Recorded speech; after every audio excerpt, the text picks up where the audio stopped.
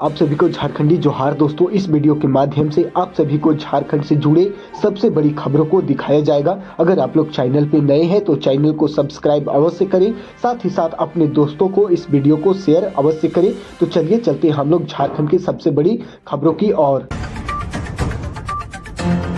बोकारो जिले के सेक्टर 12 थाना क्षेत्र अंतर्गत बारिको ऑपरेटिव के मनमोहन कॉलोनी स्थित फुटवेयर गोदाम में अचानक लगी भीषण आग। गोदाम में रखे 70 से 80 लाख के सामान जलकर खाक। गोदाम के ऊपर भवन में 20 से 25 मजदूर रहते थे, जिन्हें सकुशल बाहर निकाला गया।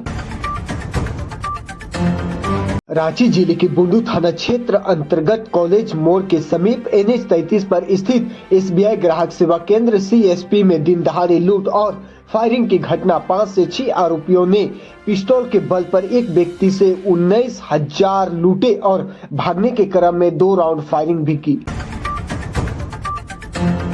रामगढ़ पतरातू थाना क्षेत्र में रेलवे ओवरब्रिज निर्माण का कार्य कर रही MG कंस्ट्रक्शन कंपनी के गेट पर ताबड़तोड़ फायरिंग।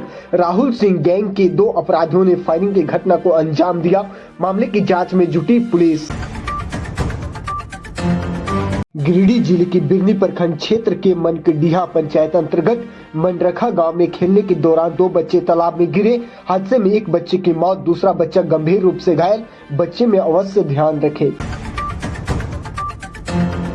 लोहरदगा कोयल नदी पर बने भक्सो रेलवे पुल के पास नंबर पिलर में दरार आने की जानकारी मिलते ही रांची से लोहरदगा आ रही मेमो ट्रेन RL 3 को रोका गया। रेलवे पुल की क्षतिग्रस्त होने के कारण लोहरदगा रांची रेलखंड पर रेल परिचालन बाधित हो गया। अगर आप लोगों को ऐसी जानकारी कभी भी मिले तो रेलवे विभाग को अवश्य जानकारी दें। धुरुआ डैम बनेगा टूरिस्ट डेस्टिनेशन। हेमंत सोरेन। रांची की नए साल के आगाज पर मुख्यमंत्री हेमंत सोरेन ने आज रांची शहर का दौरा करते हुए धुरुआ डैम में एवं अन्य पिकनिक स्पॉट का निरीक्षण किया। उन्होंने कहा, हमारी झारखंड को प्रगति की ओर ले जाना ही हमारी सरकार की मुख्य भूमिका रहेगी। पलामू में फर्जी IAS अधिकारी गिरफ्तार। UPSC नहीं क्रैक हुआ तो 6 से 7 साल तक बनता रहा फेक अफसर। पलामू झारखंड 3 जनवरी 2026। झारखंड के पलामू जिले में पुलिस ने एक बड़ी फर्जीवाड़े का पर्दाफाश किया। एक युवक लंबे समय से खुद को IAS अधिकारी बताकर लोगों को ठगता रहा और रौब जमाता रहा। आरोपी की पहचान राजेश कुमार उम्र 30 साल के रूप में हुई है, जो मूल रूप से पलामू का रहने वाला है। पुलिस के अनुसार राजेश कुमार ने UPSC परीक्षा में 4 बार असफल होने के बाद हार नहीं मानी, बल्कि फर्जी तरीके से IAS अधिकारी बनने का रास्ता चुना। उसने खुद को 2014 बैच का उड़ीसा कैडर IAS अधिकारी बताया और कई सालों तक फर्जी ID कार्ड, सरकारी लेबल वाली गाड़ी और अन्य दस्तावेज का इस्तेमाल कर लोगों को गुमराह किया। वह अलग अलग जगहों पर अपनी पोस्टिंग भुवनेश्वर, देहरादून और हैदराबाद आदि बताया था। गिरफ्तारी हुसैनाबाद थाना क्षेत्र में हुई, जब पुलिस ने उसकी गाड़ी की चेकिंग की और उसके दावों में असंगति पाई गई। पूछताछ में उसको झूठा सामने आई, जिसके बाद फर्जी दस्तावेज बरामद किए गए और उसके खिलाफ गंभीर धाराओं में FIR दर्ज कर जेल भेज दिया गया। यह मामला हाल के वर्षों में बढ़ते फर्जी IAS अधिकारियों के मामले की कड़ी और एक और उदाहरण है। पुलिस अब रांची कर रही है कि आरोपी ने कितने लोगों को ठगा और कितने समय तक यह धोखा चलाया। DC पलामू और स्थानीय पुलिस इस मामले पर नजर रखे हुए है। रांची शराब बिक्री से उत्पाद विभाग की रिकॉर्ड कमाई। चालू वित्तीय वर्ष 9 महीने में उत्पाद विभाग को 2781 करोड़ रुपए का राजस्व। यह पिछले वर्ष से अधिक और राज्य गठन के बाद अब तक की सबसे बड़ी कमाई। पिछले वित्तीय वर्ष में कुल कमाई थी 27,000 करोड़ रुपए। चालू वित्तीय वर्ष के लिए सरकार ने 4,000 करोड़ रुपए का लक्ष्य रखा। उत्पाद आयुक्त तो लोकेश मिश्रा के अनुसार लक्ष्य से अधिक राजस्व मिलने की पूरी संभावनाएं हैं।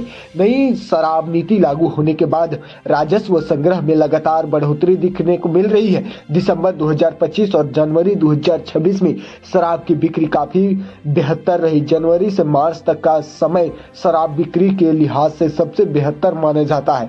कुछ ब्रांड के दाम अन्य राज्यों की तुलना में अधिक तकनीकी कारण जल्द दूर किए जाएंगे। नई नीति के तहत सरकार होलसेल में, जबकि रिटेल बिक्री निजी हाथों में पूरी निगरानी सरकार की ओर से रखी जाएगी। राष्ट्रीय सड़क सुरक्षा माह 2026 के तहत दुमका बस पांडव में चला ड्रिंक एवं ड्राइव के विरुद्ध विशेष अभियान। राष्ट्रीय सड़क सुरक्षा माह को लेकर यातायात नियमों के प्रति जागरूकता बढ़ाने के उद्देश्य से दुमका बस पहाड़ में ड्रिंक एवं ड्राइव के विरुद्ध अभियान चलाया गया। इस दौरान शराब पीकर वाहन चलाने वालों चालकों को सघन जांच की गई तथा नियमों का उल्लंघन करने वालों को सख्त चेतावनी दी गई। अभियान के क्रम में बस पड़ाव से संचालित होने वाली बसों में सड़क सुरक्षा से संबंधित जागरूकता स्टिकर लगाए गए। इन स्टिकरों के माध्यम से यात्रियों एवं चालकों को सीट बेल्ट लगाने, निर्धारित गति सीमा का पालन करने तथा शराब पीकर वाहन नहीं चलाने का संदेश दिया गया। जिला परिवहन पदाधिकारी मृत्युंजय कुमार द्वारा बस चालकों, कंडक्टरों एवं आम यात्रियों को सड़क सुरक्षा नियमों की जानकारी दी गई और सुरक्षित यात्रा के लिए नियमों का पालन करने की अपील की गई। अभियान के दौरान लोगों को यह भी बताया गया कि थोड़ी सी लापरवाही गंभीर दुर्घटना का कारण बन सकती है। प्रशासन ने स्पष्ट किया है कि इस तरह की जागरूकता एवं जांच अभियान आगे भी नियमित रूप से चलाए जाएंगे ताकि सड़क दुर्घटनाओं में कमी लाई जा सके और लोगों की जान की सुरक्षा सुनिश्चित की जा सके। फतेहपुर प्रखंड के सीमावर्ती क्षेत्र से कुछ ही दूरी पर मसलिया प्रखंड में स्थित गुमरो पहाड़ प्राकृतिक सौंदर्य के साथ साथ बहुयता में मानव कल्याण के लिए डटकर तैनात है। पहाड़ में पिकनिक स्पॉट सैलानियों की आकर्षण का मुख्य बिंदु बना हुआ। यहाँ खिलाड़ी भी हर साल बंगाल, बिहार से आकर कई दिनों तक अभ्यास करते हैं। शीतकाल में वनभोज के लिए भव्य सुंदर समतल विस्तृत मैदान इतिहास गवाह है कि गढ़वाल सिंह का साम्राज्य गुमरो था।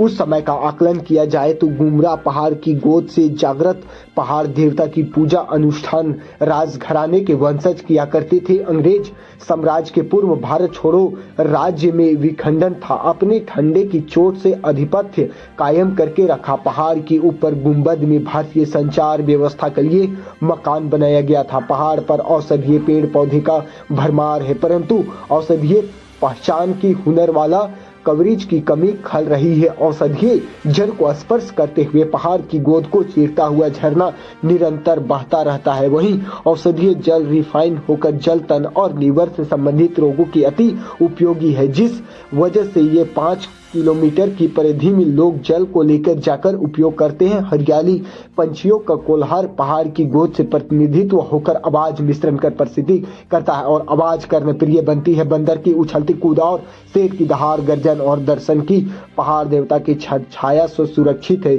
श्रावण माह के अंत में पहाड़ देवता की पूजा अनुष्ठान किया जाता है।